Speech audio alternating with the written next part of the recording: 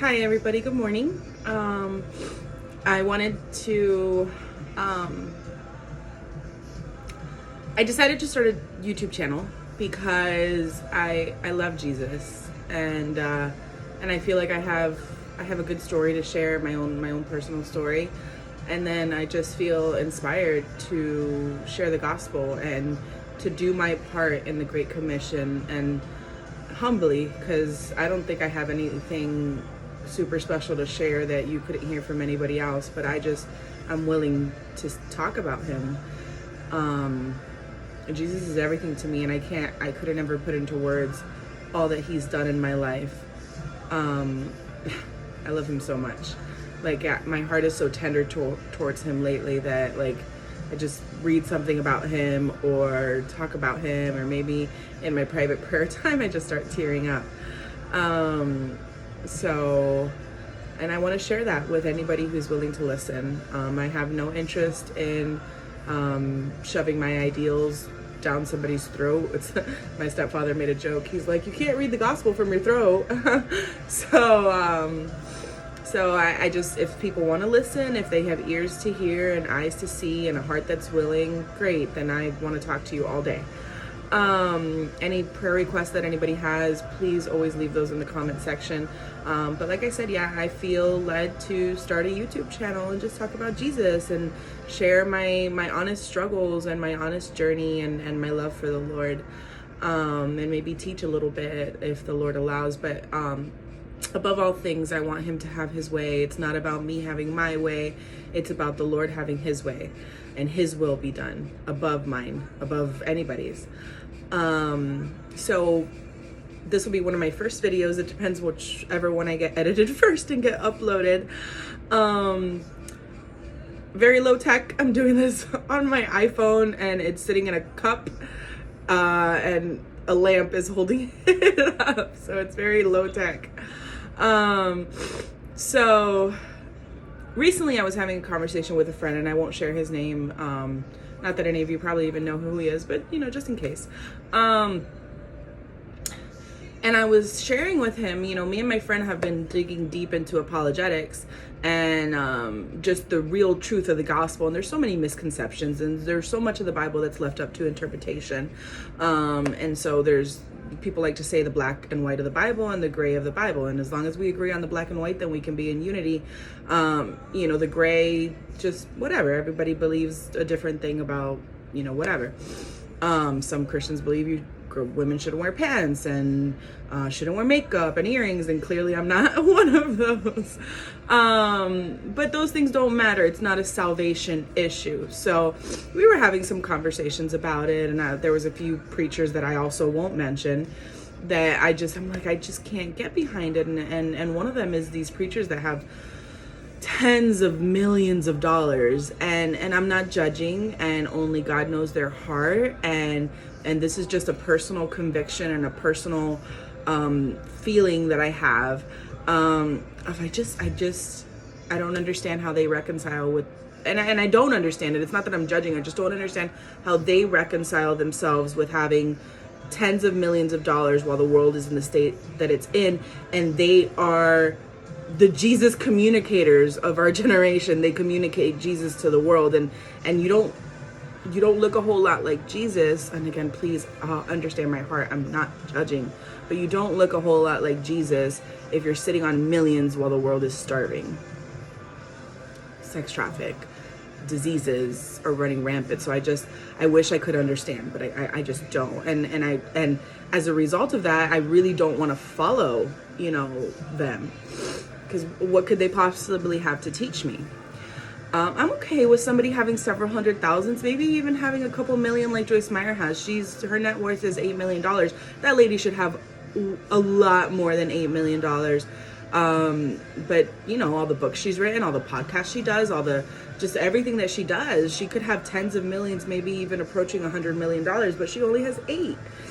And so, that's okay, I guess. But my friend was saying, well, Job and Solomon and Abraham and David and all these people were rich, so that settles it. And I'm like, well, first of all, David was a murderer. Not that I'm judging. Solomon wasn't he like lust and stuff, and Abraham pimped out his wife, and Job argued with God, I think, and all these people. And I'm like, but Jesus, he wasn't wealthy, and neither were the disciples, and neither was Paul. And so I'm like, I'd rather follow those guys. I'd rather follow the way that Jesus walked. Not that there's anything wrong with having a heart like David, and having wisdom like Solomon, and having faith like Abraham. There's nothing wrong with any of those things. But if I'm going to pick somebody out of the Bible to follow, it's going to be Jesus.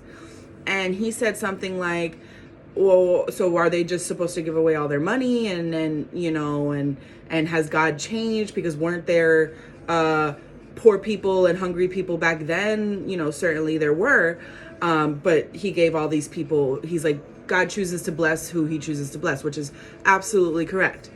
However, maybe the reason why he's blessing you so much is so that you can give it away. Not that I'm telling all these people to give their wealth away. It's just, I'd like to think that if I had millions, I'd give it away.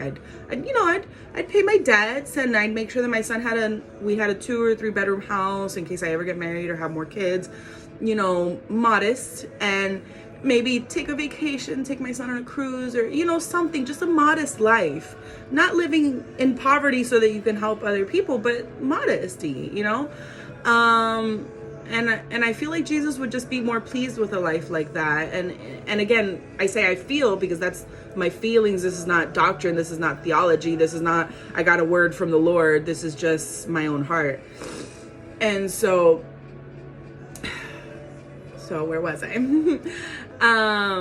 So I was, he's like, should they give all their money away? And, and I was like, he was like, that's not really a Christian principle, or that's not a biblical principle. That's just a good humanitarian ideology.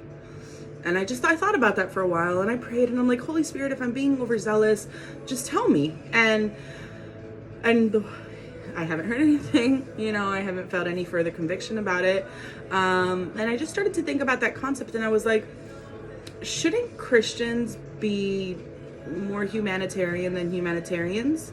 Not that it makes us better, it's just the love of Christ that compels us to do certain things. So as far as being a humanitarian, Christians should be the ultimate humanitarian, in my opinion.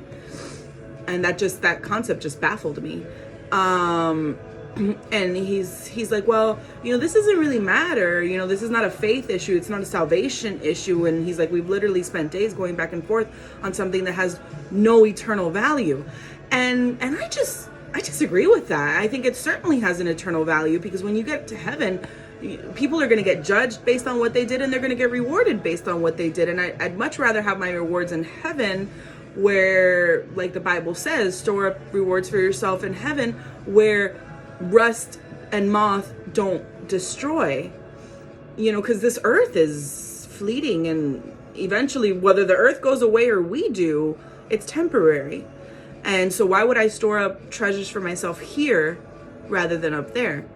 And I think that, when you come face to face with Jesus and he asks you, you had all this money, what were you doing buying boats and cars and planes? And, do you think that person's reward? Not that we should do these things for a reward, but for the glory and the pleasure of the Lord. Do you think he'll be pleased with, and again, I'm not judging, I'm just asking, do you think that he'll be pleased with someone who just sat on their millions? And they have the complete right to keep it. It's their money, they earned it, as long as they didn't take it out of the tithe, and as long as a church isn't paying a pastor millions of dollars to do his job, and they're making it off book deals or CDs or podcasts or appearances or whatever it is that they do, invest their money, as long as they're making it that way and they're not making it off the church, you have a right to do whatever you want with your money. But I just think that, doesn't it hurt your heart to go out and buy all these things while you see the world the way that it is? And maybe not, maybe it doesn't. Maybe the Lord hasn't given them that conviction for whatever reason. And this is just me trying to reconcile my feelings with that. My favorite pastor, like, if I could follow him everywhere, I would. Francis Chan, I love him. And when I watch videos of him and his wife discussing what happened after he visited Africa, let me turn down the TV because it's pretty loud. When I watch videos of him and his wife visiting Africa, or he visited Africa, he came home and he's like, he's like, this is not right. Like, we've got to sell our house. We've got to live in half the size house that we have now. We've got to sell all our stuff, and we've got to help. And she looked at him, she's like, okay, but I didn't go to Africa with you, and I don't really want to sell all my stuff. But she submitted to her husband, and she would invite friends over, and she'd be like, do you want this thing that I love so much?